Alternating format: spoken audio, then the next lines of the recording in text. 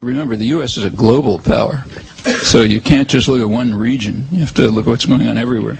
So if we go back, say, to the last intelligence projection of the Clinton administration, National Intelligence Council, year 2000, their projection for the next 15 years, they, just keeping to energy, but there's a lot more, they took it as a matter of course that the United States would control Middle East oil. So they don't discuss that much. And then they say the United States, though it will control Middle East oil, because that's a lever of world control, nevertheless, it itself will rely on what were called more stable Atlantic Basin resources, meaning West African dictatorships in the Western Hemisphere. That's what the U.S. will rely on. Well, what's been going on in Latin America since then significantly threatens that. For the first time in its history, first time since the Spanish colonization, Latin America is moving towards a degree of independence and also a degree of integration.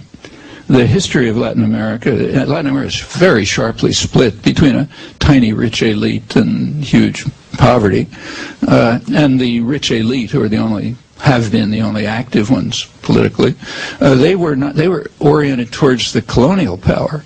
So that's where they ship their capital, that's where they have their second wealthy homes, send their kids to school, this whole business.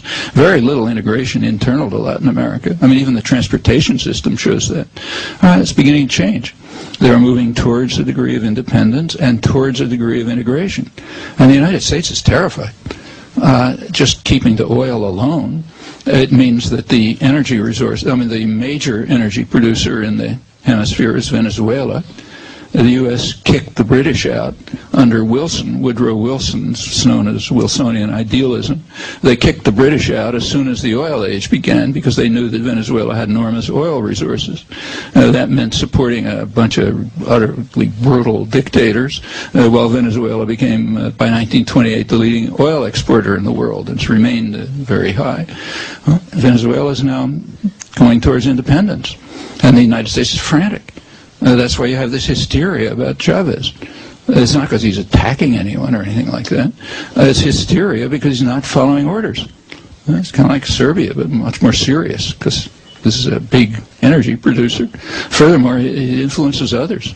The major energy producer in South America, second to Venezuela, is Bolivia. Well, what just happened there? They're moving towards independence as well.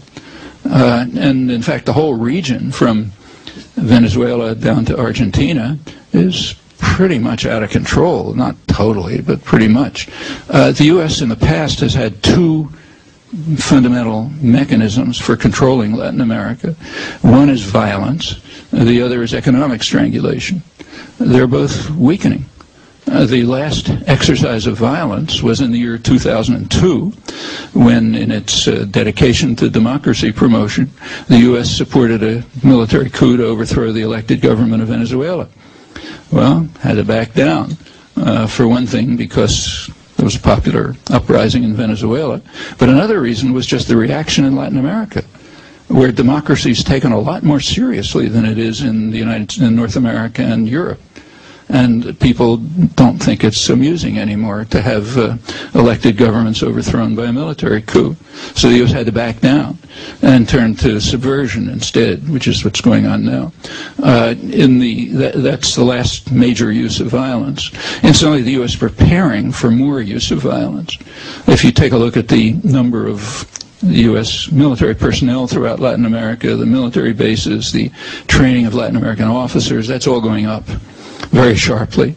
In fact, for the first time ever, there are now more U.S. military personnel in Latin America than personnel for the major federal aid organizations. That never happened during the Cold War. Also, military training for Latin American officers, and you know what that means. Military training is being shifted from the State Department to the Pentagon. That's important. Now, the State Department is under congressional supervision, and there are conditionalities, human rights and democracy conditionalities. They're not imposed very much, but they're there, and they have some effect. You switch it to the Pentagon, there's no controls. Do whatever you want. and the whole region surrounded by bases, and I suspect there will be secessionist movements coming along in Venezuela and Bolivia and possibly Iran. So the military option has by no means been abandoned, but it's nothing like what it was before. I mean, in the past, you just overthrew governments, didn't think twice about it. As for the economic option, that's being lost too. The most dramatic case perhaps was Argentina. Argentina was the poster child for the IMF, and following IMF rules, it led to the worst economic disaster in its history, totally collapsed.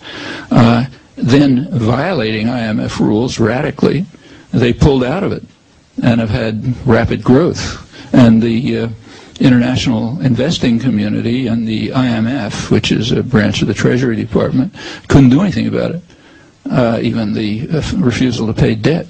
And Argentina, in fact, the president of Argentina said, well, we're ridding ourselves of the IMF. That means of U.S. economic strangulation. And worse, he was helped in that by Venezuela, which bought a large part of the debt. Bolivia is probably doing the same, and Brazil had already done it. Well, you rid yourself of the IMF, meaning the Treasury Department. That's seriously weakening the measures of economic strangulation, and it's worse. A lot of these policies are gaining significant popular appeal. I just read a scholarly paper by a very anti-Castro Cuban-American scholar who reports, I don't know where he got it from, that he said about 170,000 Latin Americans have been, in the last couple of years, have been treated in Cuban medical facilities, and most of them restoring sight under Cuban-Venezuelan programs where Venezuela pays for it, and blind people, others who need medical care in the U.S. dependencies, where they can't get it, of course, are sent to Cuba, where they come back seeing they were blind. Okay, that has its effects on countries. It's called Operation Miracle, and a lot of and within Venezuela, as far as you can like it or hate it, but the interesting question is what Venezuelans think about it. Okay, well, I have good knowledge of that. There's extensive polls taken, Latin American, North American polls, and turns out that the popularity of the government has shot way up in the last, since 1998, and it now is the most popular elected government in Latin America. In fact, in the hemisphere, because this government is not popular. So it's the most popular elected government in Latin America, and it keeps going up. Well, reasons not too obscure, but sure, it's driving the United States berserk. That's why you have the constant hysteria from the government and the media about terrible things in Venezuela and Bolivia. Noam Chomsky speaking at the United Nations yesterday. Noam Chomsky is MIT linguist. His latest book is called Failed States, and that does it for our program.